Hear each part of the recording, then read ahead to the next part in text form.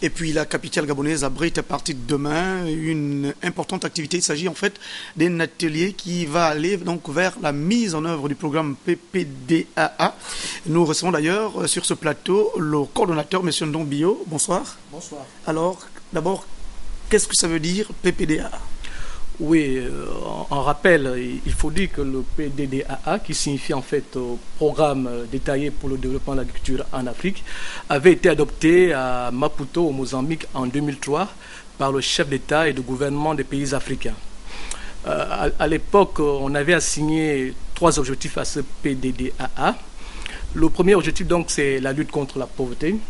Le deuxième, assurer la sécurité alimentaire des populations. Et le troisième, et non des moindres, améliorer la croissance économique des pays africains par des investissements dans le secteur agricole. Alors finalement, donc, ce programme, cet atelier vise quoi exactement et ça va se tenir comment? Cet atelier qui se tient donc demain à partir de 8h est un événement important pour nous, d'autant plus qu'il est placé sous le haut patronage donc, du Premier ministre du gouvernement, M. Raymond Desma. Cet atelier va aboutir donc à l'élaboration d'une feuille de route qui permettra au Gabon de se doter très rapidement d'un programme nationalement d'investissement agricole. C'est un document important pour le pays, car c'est l'instrument principal de planification et de cadrage des politiques agricoles, mais également donc de mobilisation des fonds nationaux et extérieurs en matière de financement donc, du secteur agricole. Alors ça se tient où? Ça se tient à Rambo demain, donc à partir de 8h, rapidement pour le rappel donc, des horaires. La mise en place est terminée donc à 8h. Donc nous demandons à tous les fonctionnaires donc, du ministère de l'Agriculture et à tous les participants, experts et autres, d'être à Rambo avant 8h. À partir de 8h, on va avoir donc l'arrivée des corps diplomatiques, suivi à 8h30 donc l'arrivée des membres du gouvernement et à 9h l'accueil donc du Premier ministre, chef du gouvernement. Merci M. Ndombio. Vous restez avec nous juste le temps d'évoquer là aussi une autre situation préoccupante. Il s'agit bien sûr des personnels justement de Leroy Gabon Pogab. C'est une structure qui est spécialisée dans la transformation de bois dans la zone d'Ovendo, en périphérie sud de la capitale gabonaise. Là-bas, les personnels sont très en colère. Ils sont menacés pour certains de licenciement, pour baisse d'activité. Les négociations n'ont jusqu'ici rien donné. Sur place, Chris Lemaïnda, Guy Cédric Mondomeye.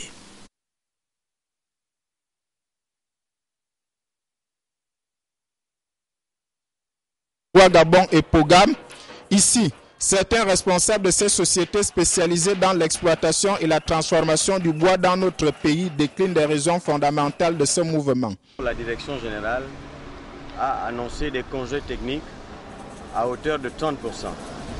Le personnel n'est pas d'accord parce que la direction nous a annoncé que le ministère des Eaux et Forêts a retiré les permis. Surtout que nous lui avons présenté qu'il y a à peu près 9400 mètres cubes de bois coupés avant la décision de retrait de permis. Nous lui avons présenté notre difficulté tout en lui demandant de prendre une mesure d'indulgence pour accorder une autorisation d'évacuation de ce bois. Avant cette étape, plusieurs négociations ont eu lieu entre la tutelle et les responsables de dites sociétés. Le résultat issu de ces échanges. On a entrepris des démarches auprès du ministre. Certaines rencontres ont été effectives, mais non concluantes. Oui, je vais faire, on va voir le problème, On est surpris de voir que c'est la décision qui nous frappe. Donc depuis là, même les délégués du personnel, ils ont tenté de rencontrer le ministre. Une fois, c'est bon. Mais il a donné des promesses aux délégués du personnel qui ne sont pas encore tenues aujourd'hui. Ces pères et mères de famille qui sont menacés de chômage technique interpellent les plus hautes autorités de la République afin que ce problème soit réglé rapidement.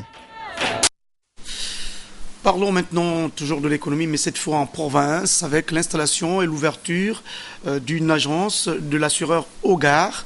La cérémonie se déroulait en présence de plusieurs autorités, dont le gouverneur de la province du Moyen-Ogooué. Sur place, Cédric Mwele-Malonga.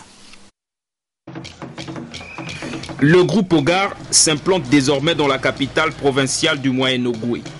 Après Oyem, Lambaréné en est la deuxième ville. Ce dans le but d'être encore plus proche de sa clientèle. Cette stratégie de déploiement d'une entreprise du secteur des assurances implique de gros efforts de sensibilisation pour permettre à nos citoyens de connaître les produits et leurs avantages en vue d'une couverture des personnes et des biens. J'ai commencé les 10 travaux le 15 septembre. Ça nous a pris pratiquement près de 6 semaines ou 7.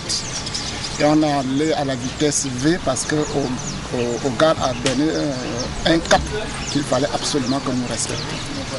L'ouverture officielle de cette agence, traduite ici par la coupure du ruban symbolique, résulte de la volonté d'un groupe leader sur le marché national de l'assurance d'une prise en compte des populations de l'intérieur du pays. Je remercie Son Excellence, Monsieur le Gouverneur, d'être avec nous. Ce matin, nous avons échangé ensemble de la nécessité de faire découvrir, de sensibiliser toutes les populations, pas seulement celles de Lambaréné, mais tout autour de Lambaréné, au sein de cette province, pour faire comprendre l'importance de l'assurance, et pas seulement l'assurance automobile, l'assurance de la maison, l'assurance santé, l'assurance responsabilité civile, mais également toutes les assurances qui sont importantes pour les populations. À travers cette politique de délocalisation de ces services, finit les tracasseries pour les populations de Lambaréné désireuses de souscrire à une assurance Ogar. Cette cérémonie solennelle d'ouverture de son agence a d'abord été précédée d'une audience au gouvernorat. Là-bas, les responsables de l'entreprise d'assurance sont allés faire leur civilité au gouverneur Pascal Yamalendoy. Ensuite, d'un don essentiellement composé de produits de première nécessité et un lot de médicaments pour les patients de l'hôpital provincial. Nous restons dans la province du Moyen-Ogooué, au centre du Gabon, pour cette fois souligner donc la visite du commandant en chef des forces de gendarmerie nationale. Il s'agit du général Jean Ikwa. Il était question en fait avec le gouverneur de la province du Moyen-Ogooué d'aller visiter donc le site qui doit abriter la future caserne des forces de gendarmerie nationale dans cette localité. Pour les détails, Rodik Tessamwanga. Bientôt une nouvelle caserne de la gendarmerie nationale à Lambaréné, la capitale provinciale du Moyen-Ogooué. Le gouverneur de la province, Pascal Yamalendoy,